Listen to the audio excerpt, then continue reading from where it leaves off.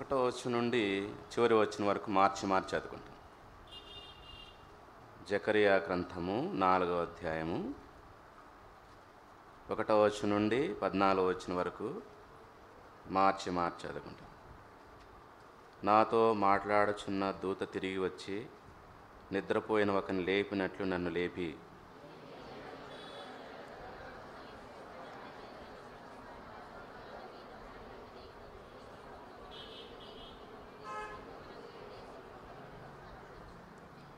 మరియు 2 ఒలీవ చెట్లు దీపస్తంభమునకు కుడి ప్రక్క ఒకటియు ఎడం ప్రక్క ఒకటియు కనబడుచున్నవని చెప్పి,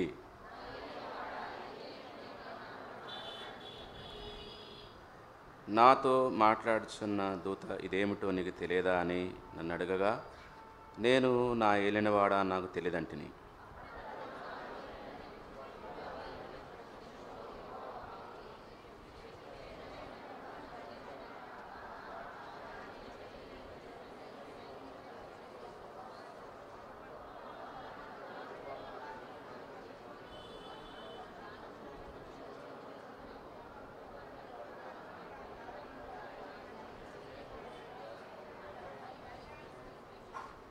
యెహోవా వాక్కు మరలా నాకు ప్రత్యక్షమై ఇలాగ సెలవిచ్చాను,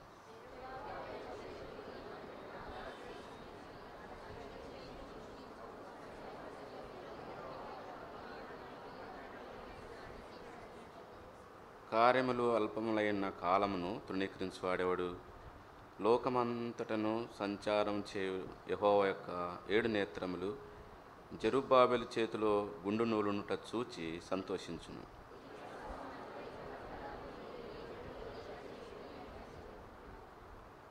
రెండు బంగారపు కొమ్ముల్లో నుండి సువర్ణ తైలమును కుమ్మరించు ఒలీవ చెట్లకున్న 2 కొమ్ములను ఏమిటివని నేను అతను అడగగా,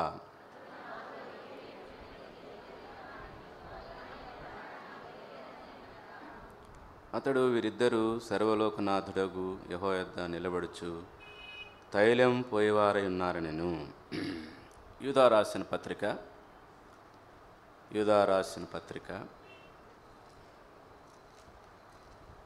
20-21 వచనాలు మనం కలిసి చదువుకుంటాం. యూదా రాసిన పత్రిక 20-21 వచనాలు మనం కలిసి చదువుకుంటాం. ప్రియులారా, మీరు విశ్వసించు అతి పరిశుద్ధమైన దాని మీద మిమ్మల్ని కట్టుకొనుచు పరిశుద్ధాత్మలో ప్రార్థన చేయొచ్చు, నిత్య జీవార్థమైన మన ప్రభువు యేసు క్రీస్తు కనికరం కొరకు కనిపెట్టుచు దేవుని ప్రేమలో నిలిచినట్లు కాచుకొని ఉండుడి. ప్రార్థన చేసుకుందాం.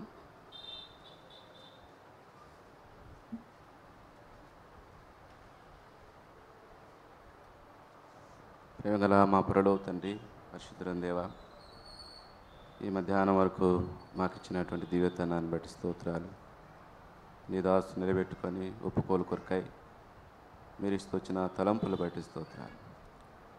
తండ్రి, మా జీవితములను తండ్రి ప్రతిష్ఠించుకోవటానికి, ఒప్పుకోలు ప్రార్థన ద్వారా మా జీవితములు నీకు అప్పగించుకోవటానికి దేవా, ఓ రక్షక, మీరు మాకు ఇచ్చినటువంటి శ్రేష్టమైన సమయాన్ని బట్టి నీకు స్తోత్రాలు చెల్లించు. మమ్మల్ని చేర్చుకున్నవాడు దేవా, అంగీకరించినవాడు, మాటికి తప్పిపోయే ప్రజలం, అవిధేయులము, అజ్ఞానము, నీ చిత్తం నెరవేర్చలేని వారు, ఇలాంటి మమ్మల్ని ఎంతగానో ప్రేమించావు. దేవదూతల కంటే ఎంతో ఎక్కువగా ప్రేమించావు. వారు ఎంతో విధేయులు, నీ చిత్తం నెరవేర్చేవారు. ప్రభా, వారెంతో బలాఢ్యులు, కోట్ల కొలదున్నారు.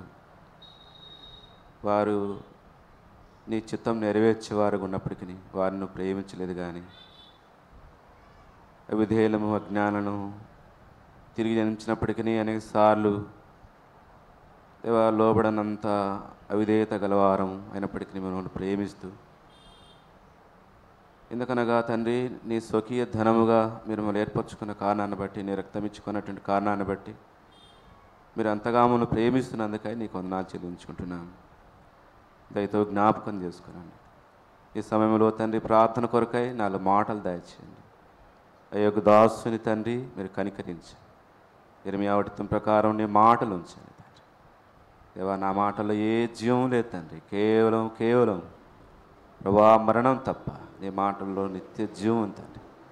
ఈ ఖాళీ పాత్రను తండ్రి జ్ఞాపకం చేసుకుని నీ ఆత్మతో నింపి నీ నోటి బురగా వాడుకుందరని, నీ ప్రజలకు అవసరమైన మాటలు మీరే దయచేయండి, కృప చూపించమని యేసుక్రీస్తు ప్రభువారి అతి శ్రేష్ఠోన్నతమైన నామములో ప్రార్థించి స్తుతించి వేడుకుంటున్నాం తండ్రి. ఆమేన్.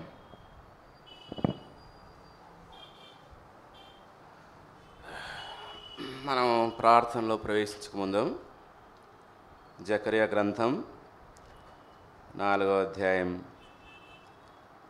1 నుండి 14 వచనాల్లో ఉన్నటువంటి తలంపులు, అలాగే ఈదో రాసిన పత్రిక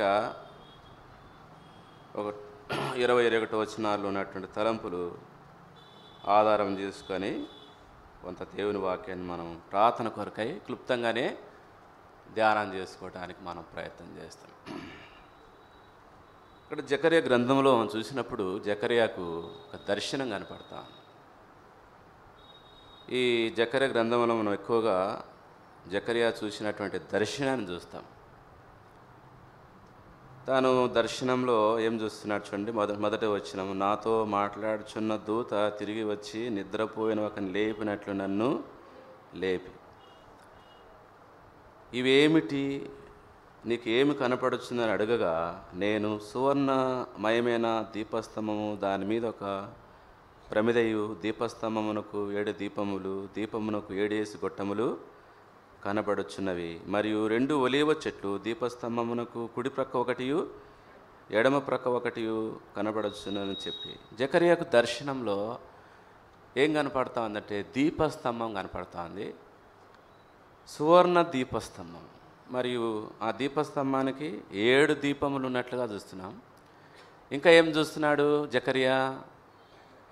దీపస్తంభమునకు ఇరువైపులా 2 ఒలీవ చెట్లు ఉన్నట్టుగా చూస్తున్నాడు, కుడి ప్రక్కన ఒకటి, ఎడం ప్రక్కన. దీపస్తంభం ఏం జ్ఞాపకం చేస్తుందంటే సంఘాన్ని జ్ఞాపకం చేస్తుంది. ప్రకటన గ్రంథం 1వ అధ్యాయం 19వ వచనం మనం చూస్తే 19-20 వచనాలు చూడండి. ఉన్న వాటిని, వీటి వెంట కలవబోటు వాటిని, అనగా నా కుడి చేతిలో నువ్వు చూచిన 7 నక్షత్రములను గూర్చిన మర్మమును, ఆ 7 సువర్ణ దీపస్తంభముల సంగతియు వ్రాయము. ఆ 7 నక్షత్రములు 7 సంఘములకు దూతలు, ఆ 7 దీపస్తంభములు 7 సంఘములు. కానీ ఇది దీపస్తంభము, సువర్ణ దీపస్తంభం. సువర్ణం ఏం జ్ఞాపకం చేస్తుందంటే దైవత్వాన్ని జ్ఞాపకం చేస్తుంది. అనగా ఇది సజీవుడైనటువంటి జీవము గల దేవుని సంఘము అని దీపస్తంభం జ్ఞాపకం చేస్తుంది. The church of living God. చూడండి, మొదటి తిమోతి 3వ అధ్యాయం 15వ వచనం, జీవము గల సజీవుడైన జీవము గల దేవుని సంఘాన్ని గురించి దీపస్తంభం మాట్లాడతాం. ఆయనను నేను ఆలస్యం చేసిన ఎడల దేవుని మందిరంలో, అనగా జీవము గల దేవుని సంఘంలో జనులు ఎలాగ ప్రవర్తింపవలనో అది నీకు తెలియవలని ఈ సంగతులు నీకు వ్రాయిచున్నాను. జీవము గల దేవుని సంఘములో జనులు ఎలాగ ప్రవర్తించవలనో అది తెలియజేయవలని నీకు వ్రాయిచున్నాను. కనుక ఇక్కడ ఈ సువర్ణమైనటువంటి దీపస్తంభం సజీవుడైనటువంటి జీవము గల దేవుని సంఘాన్ని గురించి మాట్లాడుతుంది. ఆ దీపస్తంభమునకు 7 దీపములు ఉన్నట్లుగా చూస్తున్నాము. 7 దీపములు దేవుని యొక్క 7 ఆత్మల గురించి మనకు జ్ఞాపకం చేస్తున్నాయి. సజీవుడైనటువంటి జీవం గల దేవుని సంఘంలో దేవుని 7 అంతల ఆత్మ పనిచేయాలని దేవుడు కోరుతున్నాడు. దేవుని యొక్క 7 అంతల ఆత్మ సంచరించాలని దేవుడు కోరుతా ఉన్నాడు. చూడండి, ప్రకటన గ్రంథం 3వ అధ్యాయం 1-2 వచనాలు చూడండి.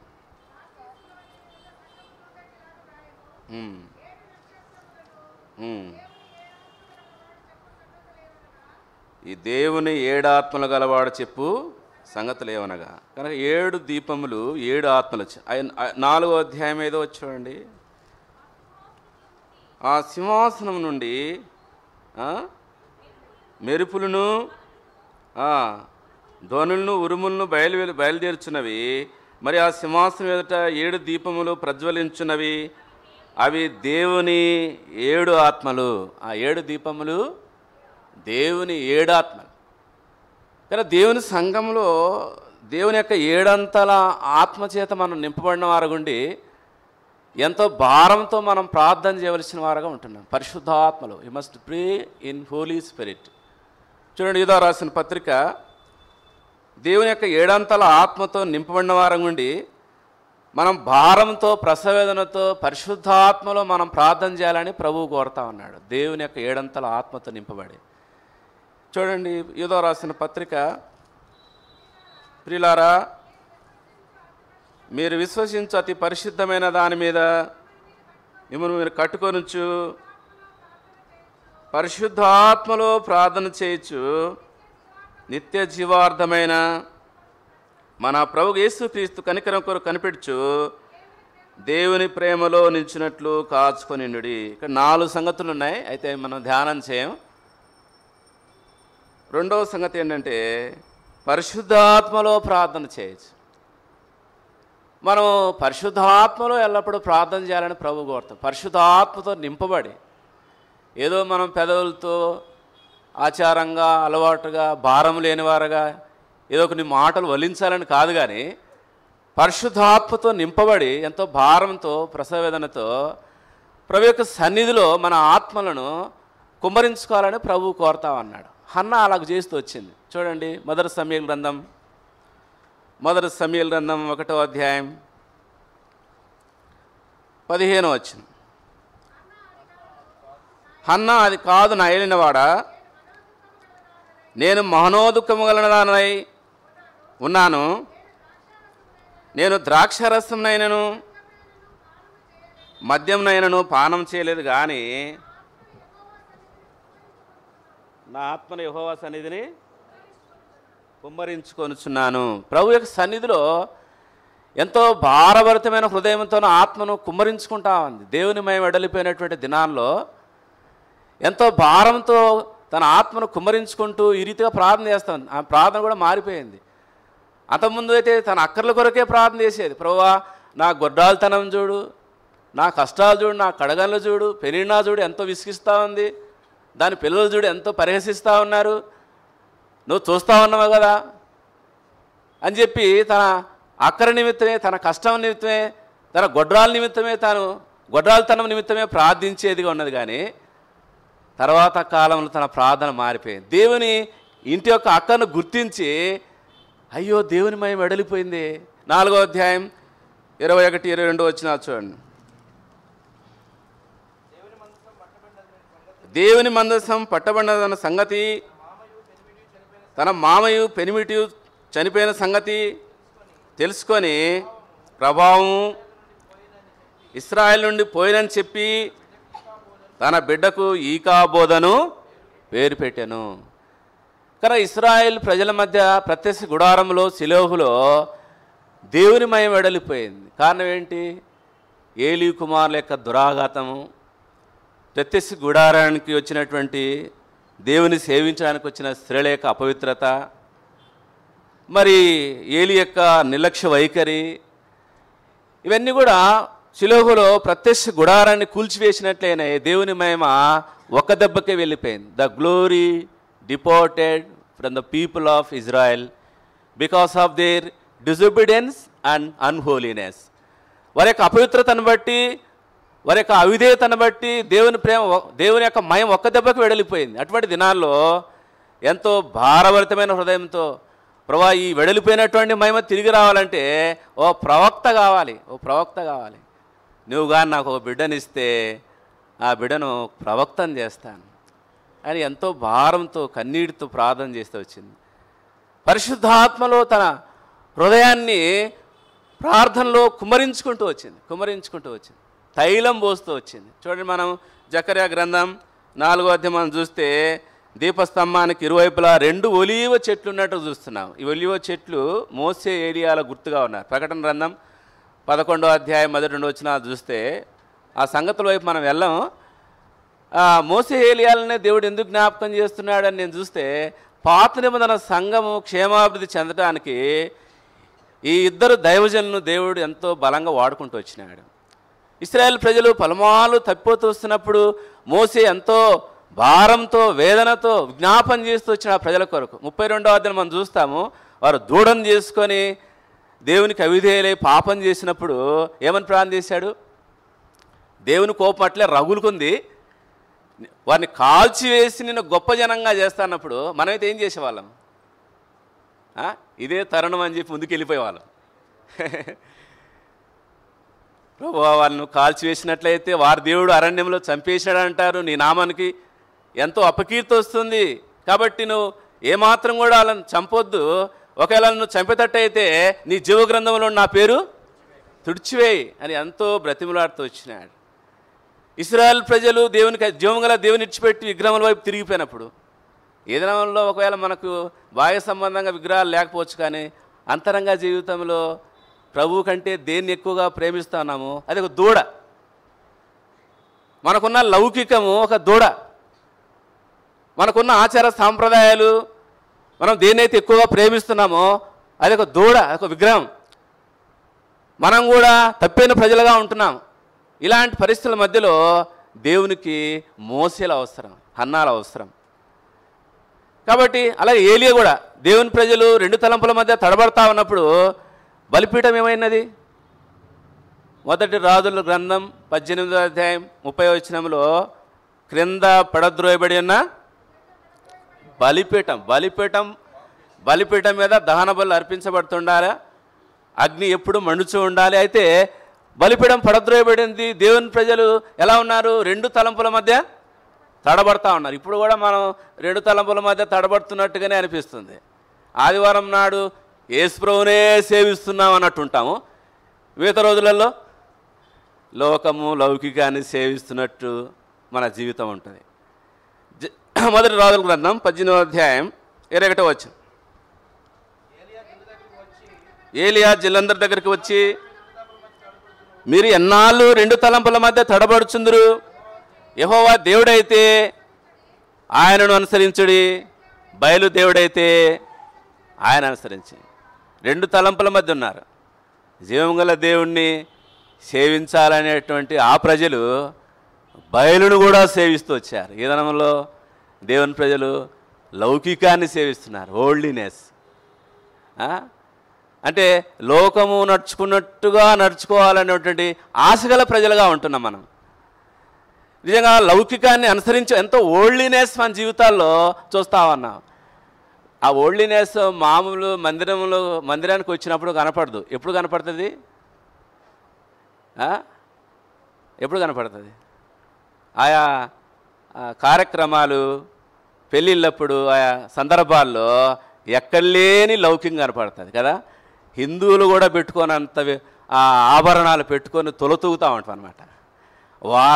వాళ్ళకంటే మేము తీసిపోమన్నట్టుగా ఉంటాం అన్నమాట.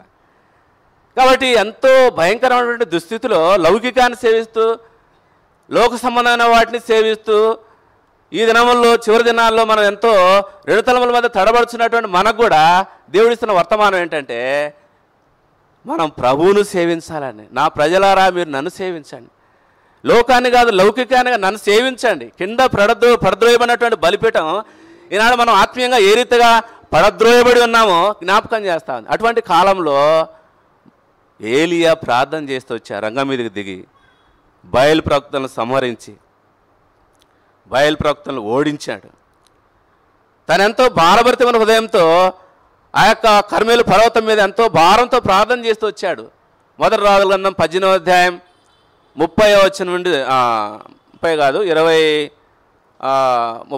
36వ వచనం నుండి మనం చూస్తే 39 వరకు చూస్తే, నేను నీ సేవకుడను అని తెలియాలి, నీ సెలవు చేతనే ఈ కార్యం జరుగుతుందని తెలియాలి. మూడవది, నువ్వు దేవుడు అని తెలియాలి. దేవుడు రుజువు కావాలి, దేవుని ప్రజలు రుజువు కావాలి, దేవుని సేవకుడు రుజువు కావాలని ఎంతో భారంతో ప్రార్థన చేస్తూ వచ్చినప్పుడు అగ్ని దిగి వచ్చింది. దేవుడు రుజువైనాడు, దేవుని సేవకుడు రుజువైనాడు, దేవుని ప్రజలకు రుజువైనారు. దానికి కారణం ఎవరంటే ఏలియా.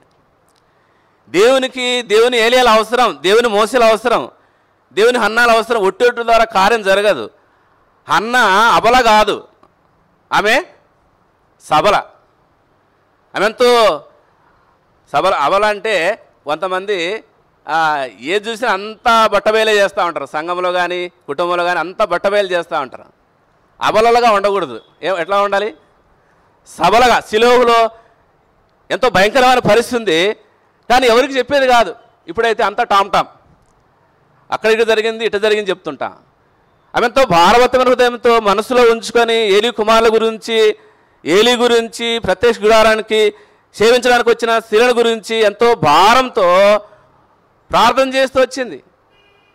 మరి ఆమె ఎంతో తన హృదయాన్ని ప్రభు సన్నిధిలో కుమ్మరించుకుంటూ వచ్చి తైలం పోస్తూ వచ్చింది. తైలము పరిశుద్ధాత్మ గుర్తుగా ఉంది. పరిశుద్ధాత్మలో మనం ఏ రీతిగా ప్రార్థించాలో దీపస్తంభానికి ఇరువైపులో ఉన్నటువంటి ఇద్దరు సేవకులు మన జ్ఞాపకం చేస్తూ ఉన్నారు. అలాగే అహరోను హూర్లు కూడా మనం చూస్తాం. నిర్గమాకాండం తీయొద్దులేని 17వ అధ్యాయంలో మోసేకు ఇరువైపులా ఉండి వారు మోసే యొక్క చేతులను ఆదుకున్నారు. ప్రార్థనలో మన దేవుని సేవకుల యొక్క చేతులను, మన సహ విశ్వాసుల యొక్క చేతులను ఆదుకోవాలి. వారితో కలిసి మనం ప్రార్థించాలి. దేవుని ప్రజలతో మనం ప్రార్థనలు ఏకీవించాలి. చూడండి, మొదటి అపోస్తుల కార్యములు 1వ అధ్యాయం, అపోస్తుల కార్యములు 1వ అధ్యాయం 14 వచనం. వీరందరూ, వీరితో కూడా కొందరు స్త్రీలను, ఏస్తలేన మరియు ఆయన సహోదరులను ఏక మనసుతో ఎడతెగక ప్రార్థన చేయుచుండిరి. అనేకసార్లు మనం ప్రార్థనకు వస్తాం కానీ ప్రార్థనలు ఏకీవించాం. చాలామంది ప్రార్థనలో మధ్యలోనే వెళ్ళిపోయేవారు ఉంటారు. మరి మీరేమో కానీ ఆ స్థలాలు నేను గమనిస్తూ వచ్చాను. కొంతమంది ఎప్పుడుకో వస్తారు, లేటుగా వచ్చి ఎక్కడో కూర్చుంటారు, ప్రార్థన కూడా చేయకుండా వెళ్ళిపోతూ ఉంటారు. బెర్షెబాలో అట్లా లేరనుకుంటున్నాను. మరి హన్నా అలా లేదు.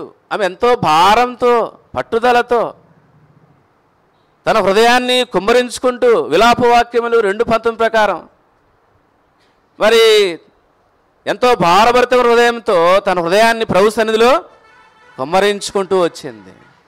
ప్రియ సహోదరుడు సహోదరి, మరి ఆనాడు ఉన్నటువంటి దైవజనుల వలె, మోసే ఏలియాల వలె, హన్నా వలె భారభరితమైన హృదయంతో ప్రభు సన్నిధిలో తైలం పోయివాడవుగా ఉన్నావా? దీపస్తంభానికి ఇరువైపులా సంఘంలో నీ ఆత్మను ప్రభు సన్నిధిలో కుమ్మరించుకుంటున్నావా?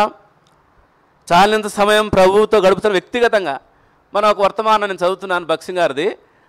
కొంతమంది ఇంట్లో 3 నిమిషాలు కూడా ప్రార్థన చేయరంట, సంఘంలో అర్ధగంట సేపు ప్రార్థన చేస్తారంట. ఇలాంటి వాళ్ళు కూడా ఉంటారు. మీరు బాధపడవాకండి, ఒకవేళ మీరు ఎవరైనా ఉంటే బాధపడదు. కొంతమంది ఇంట్లో 3 నిమిషాలు కూడా ప్రార్థన చేయరంట, సంఘంలో ఎంతసేపు ప్రార్థన చేస్తారు? అర్ధగంట సేపు ప్రార్థన చేస్తారంట. మన వ్యక్తిగతంగా ప్రభుతో మంచి సంబంధం కలిగి ఉండాలి. మౌన ధ్యాన సమయంలో నేను ప్రతిరోజు నా మౌన ధ్యాన సమయం 5 నుంచి 6 వరకు కొనసాగించుకుంటాను. ఎవరైనా మా పిల్లలు లేచి పిలిచినా కూడా పలకను. ఒకవేళ వారు పిలిస్తే నేను అరుస్తాను. నేను పలకలేదంటే మీరేమనుకోవాలి? నేను ప్రార్థన చేసుకుంటాను. నేను పలకలేదంటే నేను ప్రార్థన చేసుకుంటున్నాను గ్రహించాలి. నా భార్య కూడా చెప్తాను, నేను పలకలేదంటే నువ్వు వెంటనే స్టాప్ అయిపోవాలి. నేను ప్రార్థన చేసుకుంటున్నా నువ్వు అనుకోవాలి అంతే. ఓ ప్రార్థన చేసుకుంటున్నావా అంటది. కాబట్టి మనం చాలా సమయం ప్రభుతో మనం గడపం, వ్యక్తిగతంగా గడపం. కానీ దేవునికి ఇంటికి వచ్చినప్పుడు కొన్నిసార్లు ప్రార్థన కూడా చేయము. అంత తొందరగా అయిపోవాలని సనుగొనుగులతో ఉంటాం. చూడు ఎంతసేపు ప్రార్థన చేస్తారంటాం, చాలా టైం ఏంది అంటాం. ఇంటి దగ్గర గంటల సమయం వెచ్చిస్తాం, కానీ దేవుని ఇంట్లో కొంత సమయం కూడా వెచ్చించలేని వారు ఉన్నాం. ఎంతో విచారకర విషయం. ఇది మన యొక్క దౌర్భాగ్య స్థితికి నిదర్శనం. కాబట్టి లౌకిక సంఘకాలంలో దౌర్భాగ్యుడు ఏంటిది? మన దౌర్భాగ్య స్థితి చాలా సమయం ప్రభుతో గడపలేని వారు ఉన్నాము. దేవుని వాక్యాన్ని చదివి ధ్యానించలేని వారు ఉన్నాము. కానీ దేవుని మహిమ తిరిగి రావాలని కోరుకుంటున్నాము. దేవుని మహిమ తిరిగి రావాలంటే దేవునికి ఇటువంటి వ్యక్తులు అవసరం. భారభరితమైన హృదయంతో ప్రభువును ప్రార్థించేవారు ప్రభు సన్నిధిలో ఏదో సాదాసీదగా తేలికగా 2 మాటలు ప్రార్థన చేసి నా వంతు అయిపోయిందని చేతులు దులుపుకునేవారుగా మనం ఉండకూడదు. కానీ ఎంతో భారభరితమైన హృదయంతో ప్రభు సన్నిధిలో మనం ప్రార్థించవలసిన వారం ఉంటున్నాం. చాలా సమయం నీ వ్యక్తిగత జీవితంలో ప్రభువుతో సమయం గడపాలి, వాక్యంతో సమయం గడపాలి. నేను తిరిగి జన్మించినప్పుడు నేను రోమన్ క్యాథలిక్ నుండి కుటుంబం నుండి వచ్చాను, బైబిలే తీసుకెళ్ళాం మేము, బైబిల్ గురించి ఏం తెలియదు. నేను తిరిగి జన్మించినప్పుడు బైబిల్ చదువుతున్నప్పుడు ఎంతో అద్భుతమైన పుస్తకంగా కనుగొన్నాను. 1 సంవత్సరమే 2 సార్లు చదువుకున్నాను. మళ్ళీ ప్రతి ఏటా బైబిల్ చదువుకుంటా వస్తాను. నా జీవితంలో యేసుక్రీస్తు ప్రభునాథుడు ప్రత్యేక విధానంలో తను ప్రత్యక్షపరచుకుంటున్నాడు. వాక్యం యొక్క వెలిగింపు ఎంతో ఎక్కువగా గమనిస్తూ ఉన్నాను, ఎంతో ఆనందిస్తున్నప్పుడు. 30సారి నేను చదువుతున్నప్పుడు ఎంతో ఆనందంగా అనిపిస్తా. నువ్వు యేసు ప్రభుతో ఎంత సమయం గడుపుతున్నావు? తాను సమయం గడుపుతూ వాక్యం ధ్యానిస్తూ ప్రార్థనలో నువ్వు వ్యక్తిగతంగా నువ్వు సమయం గడపకపోతే సంఘముగా కూడా నువ్వు ప్రార్థన చేయలేవు. సంఘముగా దేవుని ప్రజలతో మనస్ఫూర్తిగా ఏకీవించలేవు. ఏదో బలవంతంగా, కొంతమందిని అయితే బలవంతంగా ప్రార్థనలో కూర్చోబెట్టినట్టే ఉంటుంది. కాబట్టి ఇష్టపూర్వకంగా ఎంతో సంతోషంతో ఎంత సమయమైనా నా ప్రభుతో నేను గడపాలని చెప్పి నువ్వు ఆశిస్తావు. ఆ రీతిగా ప్రభు యొక్క పాద సన్నిధిని ప్రేమించేవాడుగా ఉంటాం. ఇప్పుడు ఆ కాలం మనం చూసినప్పుడు వారు ఎంతో భారంతో ప్రార్థన చేస్తూ వచ్చి నెహెమ్యా చూడండి 1వ అధ్యాయం. ఎక్కువగా నేను మీకు వివరించలేకపోతున్నాను, సమయం కూడా లేదు కాబట్టి అక్కడక్కడ కొన్ని తలంపులు మీకు జ్ఞాపకం చేస్తాను. నెహెమ్యా గ్రంథం 1వ అధ్యాయం 4-5 వచనాలు లేక 3-4 వచనాలు. ఈ మాటలు విన్నప్పుడు నేను కూర్చుండి ఏడ్చి కొన్ని దినములు దుఃఖంతో ఉపవాసం ఉండి ఆకాశమందలి దేవుని ఎదుట విజ్ఞాపన చేస్తాను. ఎందుకు నెహెమ్యా కూర్చుండి ఏడ్చి భారంతో ప్రభు యొక్క సన్నిధిలో తన ఆత్మను కుమ్మరించుకుంటూ తైలం పోయివాడగా ఉంటున్నాడు? యెరూషలేము ప్రాకారం ఏమైంది? పడద్రోయబడింది, గుమ్మములు అగ్ని చేత కాల్చవని. నేటి దినములో మన మధ్యలో అదే పరిస్థితి మనం చూస్తున్నాం. మనమైతే బాగానే ఉన్నాములేని కొనసాగుతున్నాం. కనుక ఆత్మీయంగా ఎంతో పడద్రోయబడిన స్థితి, ఎంతో కాల్చబడిన స్థితి మన మధ్యలో లేకపోలేదు. మరి చెత్త విస్తారంగా ఉన్నది, గోడ కట్టలేమనుకున్నారు. నెహెమ్యా గ్రంథం 4వ అధ్యాయం 9-10 వచనాలు చూడండి. మేము మా దేవునికి ప్రార్థన చేసి వారి భయం చేత రాత్రింబగలు కావలించితిమి. అప్పుడు యూదావారు బరువులు మోయవారి బలము తగ్గిపోయాను, ఉన్న చెత్త విస్తారము గోడ కట్టలేమని చెప్పగా. కనుక మన పరలోకపు నెహెమ్యా ప్రభువైన యేసుక్రీస్తు వారు తన ఆత్మ సంబంధమైన మందిరాన్ని నిర్మిస్తూ ఉన్నాడు. అయితే మన మధ్యలో ఆత్మీయంగా మనం కట్టబడటానికి చెత్త విస్తారంగా ఉంది. చెత్త విస్తారంగా ఉంది. ఏంటి చెత్త? చెత్త ఆచార సాంప్రదాయాలు, లౌకికం. చెత్త తొలగించబడింది. చెత్త తొలగించి గోడను కడుతూ వచ్చినారు. కాబట్టి చెత్త విస్తారంగా ఉంది. విధానంలో చూస్తే ఎంతో లౌకికము, ఆచార సాంప్రదాయాలు దేవుని ప్రజలు మధ్యలో చోటు చేసుకున్నాయి. హిందువులు కూడా వాటిని ప్రక్కన పెడుతున్నారు, కానీ మన యొక్క విశ్వాసులు వాటిని అనుసరించడం ఎంతో విచారకమైన విషయం. కానీ చెత్త విస్తారంగా ఉంది. నెహెమ్యా హృదయం ఎంతో భారంతో నిండిపోయింది. ఎంతో భారంతో పలుమార్లు ప్రార్థన చేస్తూ వచ్చాడు. 2వ అధ్యాయంలో ప్రార్థన చేశాడు. 4వ అధ్యాయం 9వ వచనంలో దేవా నా చేతులు బలపరచమంటున్నాడు. 13వ అధ్యాయంలో దేవా నన్ను మేలు కొరకై జ్ఞాపకం ఉంచుకో, నన్ను దృష్టించు అని ఎంతో భారంతో పరిశుద్ధ ఆత్మలో తాను ప్రార్థన చేస్తూ వచ్చాడు. He was praying in the Holy Spirit. అంటే మనం నిజంగా పరిశుద్ధ ఆత్మలో ప్రార్థన చేస్తున్నా, ఏదో పెదవులతో భారం లేకుండా మాటలు ఒల్లించి మనం ప్రార్థన చేసేవారంటే దాని ద్వారా ఏమి కార్యం జరగదు. ప్రార్థన చేసేవారిని తృప్తి అంతే. కాబట్టి ఎంతో భారభరితమైన హృదయంతో పరిశుద్ధాత్మతో నింపబడి పరిశుద్ధాత్మలో తనెంతో ప్రార్థన చేస్తూ వచ్చినాడు. ఎందుకు అంత భారం కలిగింది? అయ్యో యెరూషలేము ప్రాకారం పడద్రోయబడింది. ఈ దినంలో మన పడద్రోయబడిన స్థితి, మన కాల్చబడిన స్థితి ఎంతో అధికంగా ఉంది. పలు స్థలాల్లో దేవుని ప్రజల మధ్యలో మనం అది గుర్తించి ఎంతో భారంతో ప్రార్థన చేయవలసిన వారు ఉంటున్నాం. మనం పశ్చాత్తాపడి, నెహెమ్యా ఏ తప్పు చేయలేదు, తాను తన పితరుల పాపాలను ఒప్పుకుంటా ఉన్నాడు. నేనును నా తండ్రి ఇంటి వారును పాపం చేసి ఉన్నాము.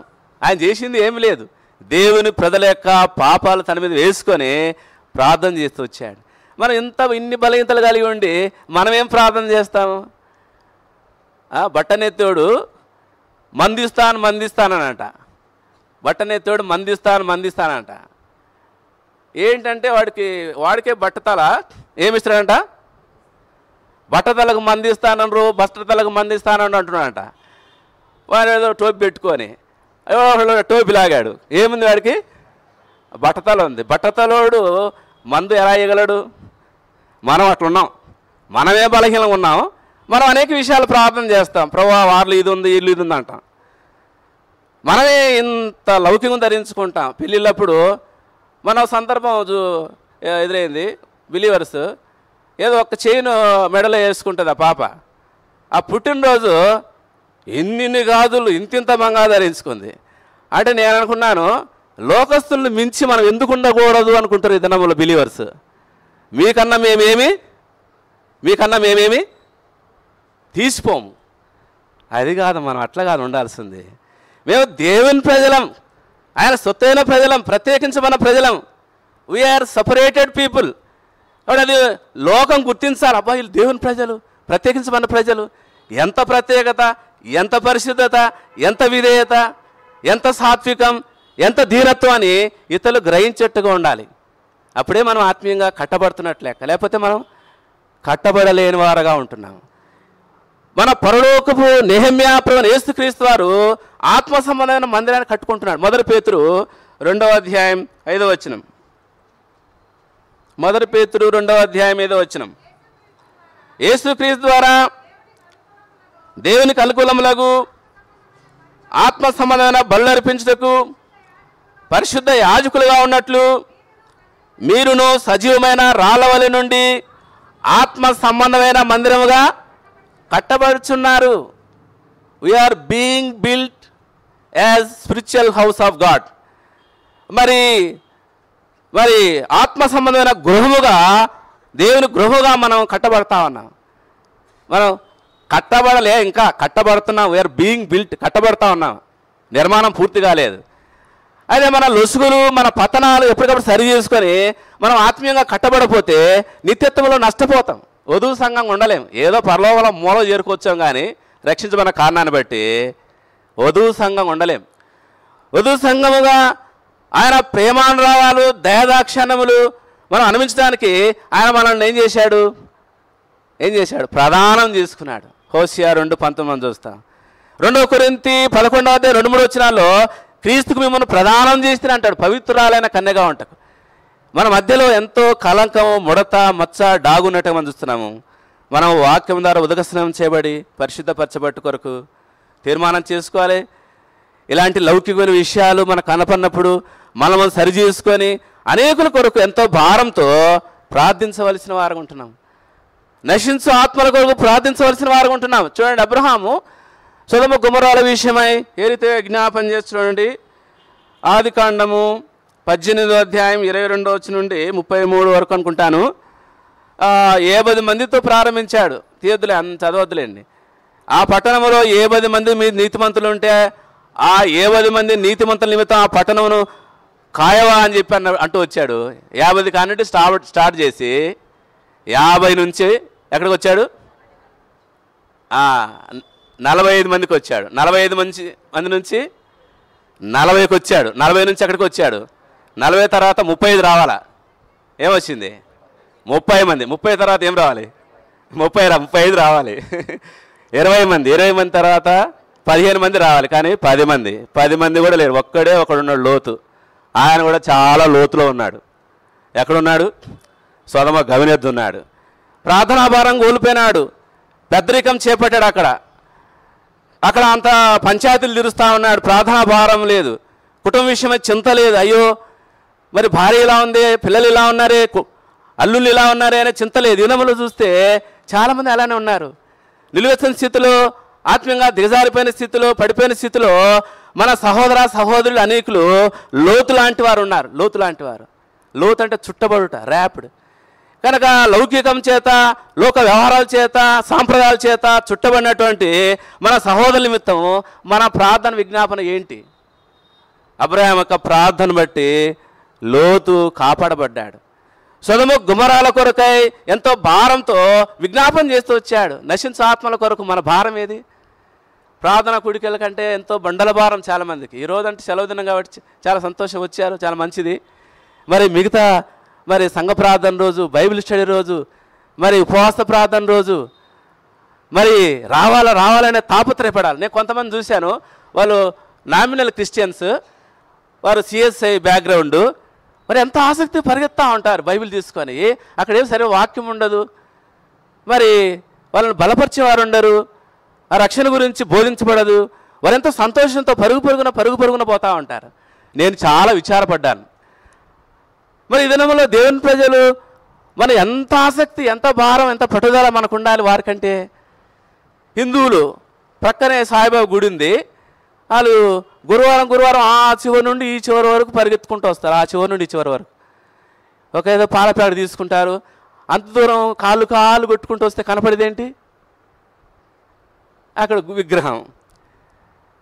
జీవం. నేను చాలాసార్లు బాధపడుతుంటా, అయ్యో జీవం గల దేవుని ప్రజలు ఇంత ఆసక్తి కలిగి కేవలం ఉండేది అక్కడ విగ్రహమే, మొరపెట్టిన జవాబు ఉండదు. జీవం గల దేవుని ప్రజలు దేవుని ఇంటికి ఎందుకు రారు అని చెప్పి చాలాసార్లు చింతపడేవాడిని, బాధపడేవాడిని ఆయా స్థలాలు చూసినప్పుడు. కాబట్టి జీవం గల దేవుని ప్రజలు దేవుని ఇంటికి పరిగెత్తుకొని రావాలి. జీవం గల దేవుని సేవించే ప్రజలం, ప్రార్థించే ప్రజలం, ప్రభు యొక్క సన్నిధిలో నా ఆత్మను కుమ్మరించాలి అని చెప్పి భారంతో, సొదొమ గొమొర్రా లాంటి లోకం కొరకు మనం ఎంతో భారంతో ప్రార్థన చేయవలసిన వారి రక్షణ కొరకు మన ప్రార్థన అదే ఉండాలి. ప్రభువా, ఈ యొక్క విజయవాడ పట్టణంలో అనేక ఆత్మలు రక్షించుకో. నీ ప్రజలు ఉన్నారు, లోతు లాంటి వాళ్ళు ఉన్నారు, బలహీనులు ఉన్నారు, మందిరానికి సరిగా రాలేని వాళ్ళు ఉన్నారు, ప్రభు ఆత్మీయంగా వెనకబడేటోళ్ళు ఉన్నారు. ప్రభు వారందరి నిమిత్తమై నేనెంతో భారభరితమైన హృదయంతో పట్టుదలతో ప్రార్థన చేస్తున్నాను. నీ హృదయంలో అటువంటి భారం ఉన్నదా, పట్టుదల ఉన్నదా? రోమిల రాసిన పత్రిక 12వ అధ్యాయం 12వ వచనంలో 11-12 చూడండి. అటువంటి ఆసక్తి, అటువంటి భారం, పట్టుదల మనం ఈ చివరి దినంలో కలిగి ఉండాలని కోరుతున్నాడు. ఆసక్తి విషయంలో మాందులు కాక ఆత్మయందు తీవ్రత గలవారై ప్రభువును సేవించుడి, నిరీక్షణ గలవారై సంతోషించు, శ్రమయందు ఓర్పు గలవారై ప్రార్థనయందు. కానీ ఈ దినంలో మనకు రాను 2 నెలలు ఒక్క దెబ్బకే గతించిపోయినాయి. ఏంటి 2 నెలలు? జనవరి, ఫిబ్రవరి. కానీ మనలో ఎంత ఆసక్తి ఉబ్బుకుతూ ఉంది. దినాలు గడిచే కొద్దీ మనలో ఆసక్తి ఉబ్బుతూ ఉండాలి. నా మటుకు నేను దేవుని వాక్యం ధ్యానిస్తాను. ప్రతి సంవత్సరము నేను ఏదన్నా ఒక నోట్స్ పెట్టుకొని వాక్యం ధ్యానం చేసుకుంటా. ఇక భక్సింగ్ గారి పుస్తకాలు, మరి ఈ మధ్య ఇంకో కొత్తగా ఎడిషన్ వచ్చింది. ఏంటది? అలిసిన వాణి. ఎంతమంది చదువుతున్న చేతండి? అలిసిన వాణి వివరించే మాటలు. Very good. ఇక్కడ అన్నల దగ్గర ఉంటాయి, తీసుకొని చదవండి. ఎంతో అద్భుతమైన పుస్తకం. నేను నా డైలీ పోర్షన్ చదువుకున్న తర్వాత రోజుకు 3 అధ్యాయాలు, మినిమం 3 అధ్యాయాలు, ఆదివారం 5 చదువుతాను. అది తప్పకుండా మోకాల మీద చదువుతాను. భక్సింగ్ గారి పుస్తకంలో ఒకసారి నేను చూశాను, బైబిల్ను మోకాళ్ళ మీద ప్రార్థనాపూర్వకంగా ధ్యానించాలనే తలంపు దాదాపు 28 సంవత్సరాల క్రితం నేను చూసినప్పుడు నేను అటనే చేస్తూ ఉన్నాను. నాకు 52 సంవత్సరాలు. ఇప్పుడు మోకాళ్ళ మీదనే బైబిల్ చదవడం అభ్యాసం చేసుకుంటున్నాను. కానీ మనం సాధ్యమైనంత వరకు మోకాళ్ళ మీదకి వచ్చి మనం ప్రార్థించేవారుగా, దేవుని వాక్యాన్ని ధ్యానించేవారుగా, నశించే ఆత్మల కొరకు ఎంతో భారంతో విజ్ఞాపన చేసేవారుగా, లోతు లాంటి మన బలహీన సహోదరుల కొరకు, సహోదరుల కొరకు, ఆత్మీయంగా వెనకబడుతున్న వారి కొరకు పరిశుద్ధాత్మలో మనం ప్రార్థించేవారుగా ఉండాలని ప్రభు కోరుతున్నాడు. దీపస్తంభానికి ఇరువైపులా నిలబడాలి. అహరోను హూరులాగా. అహరోను హూరులు మోసే చేతులు ఏం చేశారు? బలపరిచారు. మనమైతే నీ చేతులు ఎరగదీస్తాను చూడనట్టుంటాం. మధ్యలో లేచి వెళ్ళిపోతుంటాం కదా. ప్రార్థనలో చాలామంది మధ్యలో లేచి వెళ్ళిపోతూ ఉంటారు. వాళ్ళందరూ ఏం చేస్తారు? ప్రార్థన చేసే వాళ్ళ చేతులను ఏం చేసినట్టు? ఎరగదీస్తాను చూడన్నట్టు. మరి అత్యవసరమైతే తప్పదనుకోండి, నా డ్యూటీలు ఉంటే మరి సాధ్యమైనంత వరకు ప్రార్థనలో మధ్యలో వెళ్ళవాకండి. ఒకసారి మోకరిస్తే చివరి వరకు ఉండాలి. అది అభ్యాసం చేసుకోండి. మరి మీరు అట్లనే ఉంటున్నానని అనుకుంటున్నాను. ఒక గొప్ప దైవజనుడు మీ మధ్యలో పరిచయం చేస్తూ ఉన్నాడు. అంటే అన్నను హెచ్చించాలని కాదు, మరి ఎంతో మరి హెబ్రోన్లో ఉండి 10 సంవత్సరాలు వారు నేర్చుకొని మనకు ఎంతో బోధిస్తూ ఉన్నారు. సేవకుల మీటింగులు కూడా వాక్యం అందిస్తూ ఉంటే నేను నోట్స్ రాసుకుంటూ ఉంటాను. ఎంతో దేవుడు మనకు వాళ్ళను ఇవిగా ఇచ్చినాడు. ఎన్నెన్నో పాటలు, మాకు రాని పాటలు ఎన్నో ఉన్నాయి, అన్న పాడుతూ ఉంటారు. అవన్నీ నేర్చుకుంటూ ఉంటాం మేము. కాబట్టి మనకు ఎంతో దేవుడు ఇచ్చాడు, కానీ మనం దాన్ని ఉపయోగించుకోవటం లేదు. ప్రొవిజన్ ఇదంతా మనకు దేవుడు కలిగిసిన సదుపాయం. మరి అనుభవం గల సేవకులు, మరి బైబిల్ పరిశుద్ధ గ్రంథము, మరి యేసుప్రభు యొక్క రక్తము, సహవాసము, దీస్ ఆర్ ఆల్ ప్రొవిజన్స్. మనకు దేవుడు సదుపాయాలు కలిగించాడు.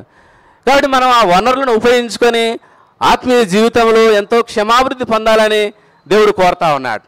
మన హృదయాలు ఎల్లప్పుడూ దేవుని ఆత్మతో నింపబడుతున్నావన్నమాట. దేవుని ఆత్మతో నింపబడాలి. దేవా, నీ ఆత్మతో నన్ను నింపు, నీ ఆత్మను నా మీద కుమ్మరించు. ప్రతిసారి మనం అడగాలి. మనం తరిగిపోయినప్పుడల్లా, ప్రార్థన భారం కోల్పోయినప్పుడల్లా, మనం నిలిచిన స్థితిలో దిగజారిపోయినప్పుడల్లా మనం ప్రార్థన చేయాలి. ప్రభువా, నీ ప్రార్థన విజ్ఞాపించే ఆత్మను నా మీద కుమ్మరించు, కరుణించు ఆత్మను, విజ్ఞాపించే ఆత్మను నా మీద కుమ్మరించు. జకర్యా గ్రంథం 12వ అధ్యాయం 10 చూడండి. జకర్యా 12:10.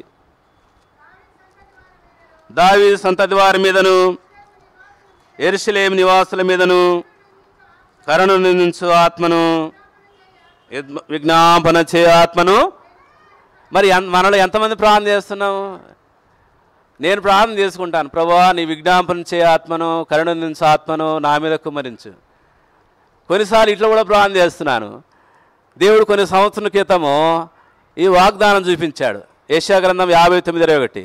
నీ నోట ఉంచిన మాటలు నీ పిల్లల నోట నేను ఉంచుతాను, నీ మీద ఉన్న ఆత్మను నీ పిల్లల మీద ఉంచుతాను. నేను అదే ప్రార్థన చేస్తున్నా. ప్రభువా, నా నోట ఉంచిన మాటలు, నా మీద ఉంచిన ఆత్మ, ఆ మాటలు నా నోట ఉంచిన ఆ మాటలు నా పిల్లల నోట ఉంచు, ఆత్మను నా పిల్లల మీద ఉంచని నేను నా వ్యక్తిగతంగా ప్రార్థన చేస్తూ ఉన్నాను. కాబట్టి దేవుడు తన ఆత్మను మన మీద కుమ్మరిస్తాను. పక్షపాతి కాడు. పెంతెకోస్తు పండుగ దేవుడు తన ఆత్మను కుమ్మరిస్తూ వచ్చాడు. ఈ దినములందు ఆయా కాలాల్లో దేవుడు మరి పరిశుద్ధ ఆత్మతో వాళ్ళు నింపి తన పరిచయ కొరకు వాడుకుంటూ వచ్చాడు. పాత కొత్త నిబంధన సంఘములు క్షేమాభివృద్ధి చెందడానికి దేవుడు వివిధ వ్యక్తులు వాడుకుంటూ వచ్చాడు. క్షేమాభివృద్ధి చెందటం అంటే కట్టబడటం, ఆత్మీయంగా కట్టబడి నిమిత్తం. ఇదిలో చూస్తే మనం ఎన్ని సంవత్సరాలు ఉన్నా ఆత్మీయంగా కట్టబడి లేకుంటున్నామే. చూడ, గలతీయులకు రాసిన పత్రిక పౌలు అపోస్తలుడు వారు ఆత్మీయంగా కట్టబడి నిమిత్తము, వారి మధ్యలో ఉన్న ఆచారాలు పోవు నిమిత్తము ఎంతో ప్రసవ వేదన కలిగి ఉంటున్నాడు. గలతీ 4:19. నా పిల్లలారా, క్రీస్తు స్వరూపం మీ యందు ఏర్పడి వరకు మీ విషయమై నాకు ప్రసవ వేదన కలుగుచున్నది. మీ విషయమై నాకు ఏం కలుగుచున్నది? ప్రసవ వేదనతో, భారంతో ప్రార్థన చేస్తూ వస్తున్నాడు వాళ్ళ గురించి. ప్రభువా, మీరు ఆత్మానుసారంగా ఆరంభించారు, శరీరానుసారంగా పరిపూర్ణలు అవుతున్నారు. ఈ దినములు అదే కదా. ఎంతో ఆత్మీయంగా ఉన్నారు, రాను లోకంతో రాజుపడు. బ్రదర్, మనం అపోస్తుల కాలంలో లేము, లేకుంటే బక్సింగ్ గారి కాలంలో లేవు, పరిస్థితులు మారిపోయినాయి. కాబట్టి మనం కూడా ఏం చేయాలా? లోకంతో రాజీ పడాలి. ఇది శత్రు యొక్క పని, ఇది శత్రు యొక్క కుతంత్రం. అది దేవుని యొక్క ప్రజల మధ్యలో, కొన్నిసార్లు దేవుని ఇంటిలో మరి బాధ్యత వహిస్తున్నటువంటి సహోదరుల మధ్యలో కూడా అది పనిచేయడం మనం చూస్తున్నాం. అది యెజబెల్ యొక్క ఆత్మ, ద స్పిరిట్ ఆఫ్ జెజబెల్. కాబట్టి దేవుని ఇంటిని నష్టపరుస్తుంది, దేవుని ఇంటిని అది హతం చేసేదిగా ఉంటుంది, నాశనం చేసేదిగా ఉంటుంది. కాబట్టి మనం దానికి ఏమాత్రం కూడా చోటు ఇవ్వకూడదు, రాజీ పడకూడదు. వాటిని మనం ప్రోత్సహించకూడదు. మనం ఎంతో ప్రత్యేక జీవితం జీవించడం కొరకు దేవుని ప్రజలను పురికొల్పాలి. ఆయా సందర్భాల్లో మనం మంచి సలహాలు ఇచ్చేవారు ఉండాలి. ఒక సహోదరుడు, ఆయన ప్రభులో ఉన్న సహోదరుడే, ఒక అవిశ్వాసి అయినటువంటి అబ్బాయికి తన అమ్మాయిని ఇవ్వడానికి తీర్మానం చేసుకున్నాడు. నేను పలుసార్లు చెప్తూ వచ్చాను, బ్రదర్ మీరు అట్లా తీర్మానం చేసుకోవద్దంటే, నేను కాకుండా ఇంకొక ఇద్దరు చెప్పారంట. చేసే తీరాడు అనుకోండి, తర్వాత బాధపడతా ఉన్నాడు. మంచి సలహాలు ఇచ్చేవారు ఉండాలి. ఒక పెద్ద సహోదరిని అడిగితే ఆమె ఇటు సలహా ఇచ్చిందట. ఏమని? అదేం సలహా నాకు అర్థం కాదు. కక్కు వచ్చినా కళ్యాణం వచ్చిన చేసేయి బ్రదర్ అందంట. వాళ్ళు తిరిగి జన్మించారా? బాప్తీసం తీసుకున్నారా? ఇప్పుడు చాలామంది వివాహ జీవితాల్లో లోకంతో నిబంధన చేసుకునేవారు ఉన్నారు. యెహోషువ కాలంలో వాళ్ళు ప్రార్థన చేయకుండా హివీలతో నిబంధన చేసుకున్నారు. హివీలు అంటే 7 జాతుల వాళ్ళు ఒకరు. లోకంతో, లౌకికంతో, అవిశ్వాసులతో మనం పొత్తు కలిగి ఉంటే రానున్న దినాల్లో సంఘానికి వారు గొప్ప నష్టం కలిగిస్తారు. వాళ్ళు ఎబిసిలాగా హివీలాగా తయారవుతారు. కాబట్టి మనం అలౌ చేయకూడదు వాళ్ళని ఏమాత్రం కూడా. కానుకల గురించి, కట్నాల గురించి, లౌకికంలో మనం పడిపోయి రక్షణ లేని వాళ్ళు చేసుకుంటే మన కుటుంబాలు సంఘాలు ఎంతో పతనావస్థకు దిగజారిపోతాయి. ఫస్ట్ మనం అడగాల్సింది ఏంటి? అది నేను అసహ్యంగా చెప్పడం కాదు, కానీ ఎవరన్నా మ్యారేజ్ ప్రపోజల్ అడిగితే నేను మొట్టమొదటి అడిగేదంటే ఆ వ్యక్తి రక్షించబడ్డాడన్నా అంటాను. రక్షణ లేదన్నా, బాప్టిజం తీసుకోలేదు, మందిరానికి వస్తున్నాడు, అటైతే వద్దు, అటైతే నేను ఆ సంబంధం చూడలే అని చెప్తాను. ఈ దినముల యందు మనం ఎంతో బలహీనమైన దశలో ఉన్నాం. కాబట్టి మనం మంచి సలహాలు ఇచ్చేవారు ఉండాలి. అయ్యా, రక్షణ లేని వ్యక్తులను ఏమాత్రం కూడా చేసుకోనకూడదు. ఒకవేళ నీ పిల్లలకు ఇంకా రక్షణ లేదనుకో, రక్షణ పొందేంత వరకు వేచి ఉండండి, అంతేగాని తొందరపడి వారు అవిశ్వాసులుగా ఉన్నప్పుడు పెళ్ళిళ్ళు చేయొద్దు, లేదా రక్షించబడిన వారికి అవిశ్వాసులు మీరు పెళ్లి చేయొద్దు. రేపొద్దున వారు హివీలుగా ఎబూసీలుగా తయారయ్యి దేవునింటిని ఏం చేస్తారు? పాడు చేస్తారు. వారు దేవునింటికి రారు, వచ్చేవారిని ఇంకా భంగపరుస్తారు. కాబట్టి జాగ్రత్త వహించాలి. నువ్వు లోకంతో లౌకికంతోనూ రాజీ పడినటువంటి మనస్తత్వాన్ని కలిగి నువ్వు ప్రభువును సేవించాలి, ప్రార్థించాలి ప్రతి విషయంలో. అక్కడ చేసిన తప్పేందంటే యోషువ గ్రంథం 10వ అధ్యాయం 9వ అధ్యాయం 14వ వచనం, దేవుని దగ్గర వాళ్ళు సెలవు పొందకే చేర్చుకున్నారు. ప్రార్థన చేయాలి కదా, ప్రభు వాళ్ళు చేర్చుకోవాలి లేదని. ప్రార్థన చేయకుండానే వారు దేవుని చిత్తం తెలుసుకోకుండా చేసిన కారణాన్ని బట్టి రానున్న దినాల్లో వారు ఎంతో దేవుని పిల్లలకు ఆటంకంగా తయారవుతూ వచ్చినారు. యెబూసీయులు కూడా అంతే. కాబట్టి యెబూసీయులను 2 సమూయేలు గ్రంథం 5వ అధ్యాయంలో దావీదు వెళ్ళగొట్టినట్టు ఉంది. అంతకుముందు యూదా వారు వారిని వెళ్ళగొట్టలేకపోయినారు. దేవుడు ఏం చెప్పాడు? 7 జాతుల వారిని మీరు కనాన్ దేశంలో వెళ్ళగొట్టి ఆ దేశాన్ని స్వాధీనపరచుకోనండి. మనం రక్షించబడటం సులభమే, కానీ మన పరలోక స్వాస్థ్యాన్ని స్వాధీనపరచుకోవడం చాలా కష్టం. మనం జయించు జీవితం జీవించే తప్ప అక్షయమైనది నిర్మలమైనది ఓడబడిన స్వాస్థ్యాన్ని మనం స్వతరించుకోలేము. కనాను మనం పొందబోయే స్వాస్థ్యాన్ని గుర్తుగా ఉంది. కనాన్ అంటే సమృద్ధి. యేసుక్రీస్తు ప్రభువులో ఉన్న సర్వ సమృద్ధిని మనం అనుభవించాలని కోరినట్టయితే మనం దేవుని చిత్తం తెలుసుకోవాలి. యెహోషువ అంత గొప్ప నాయకుడు దేవుని చిత్తం తెలుసుకొని తప్పిపోతే మన ఎంతటి వారం? కాబట్టి మనం జాగ్రత్త పడాలి. వారు ఎంతో మరి ఆ దినాల్లో ఎంతో నష్టాన్ని ఎదుర్కొంటూ వచ్చారు. చివరి దినముల్లో అటువంటి మనం నష్టం ఎదుర్కోకుండా నిమిత్తమై ప్రతి విషయంలో, చిన్న విషయంలో భక్త్ సింగ్ గారు గడ్డం గీసుకున్నప్పుడు కూడా ప్రాణం తీసుకునేవాట. నేను ఒక పుస్తకంలో చదివాను. నేను అట్లే ప్రతిసారి గడ్డం తీసుకున్నప్పుడు వాళ్ళు ప్రాణం చేసుకుంటాను.